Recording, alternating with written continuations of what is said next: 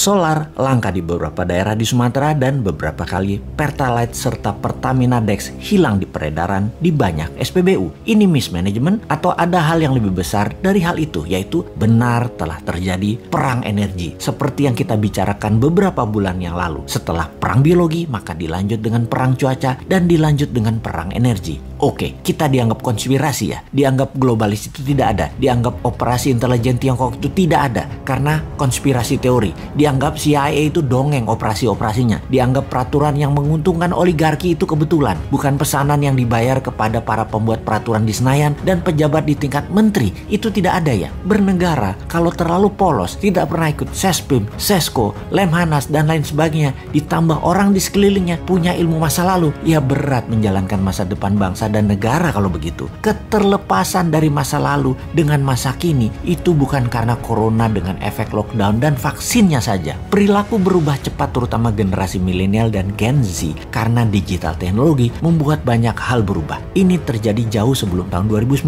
bahkan gejalanya telah memukul banyak sendi kehidupan. Matinya koran, turunnya viewer golf, meningkatnya penggunaan sabun cair, matinya mobil sedan, pemimpin banyak negara menjadi lebih muda dan wanita.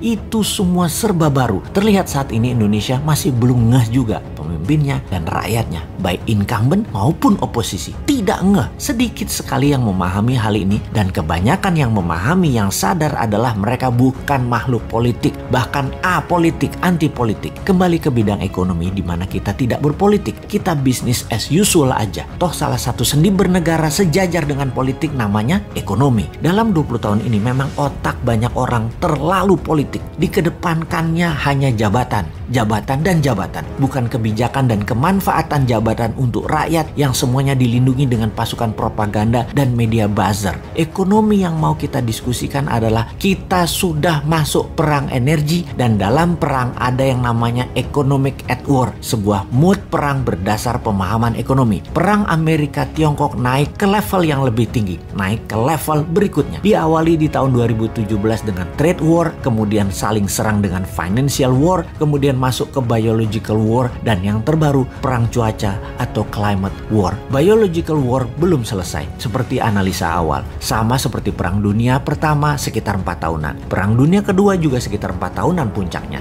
Wabah virus ini kurang lebih 4 tahunan, bisa sampai tahun 2024, namun intensitasnya saat ini mungkin terlihat turun, tetapi kita harus terus waspada, masih bisa mutasi gelombang ketiga serta efek long covid yang belum tersolusikan. Perang energi diawali dengan dimainkannya gas oleh Rusia dan minyak dunia oleh Timur Tengah. Harga bergerak karena stok dibatasi jumlahnya. Apa yang terjadi kalau harga gas ke $60 dalam 3 bulan ke depan? Dan apa yang terjadi kalau harga minyak mentah ke $100?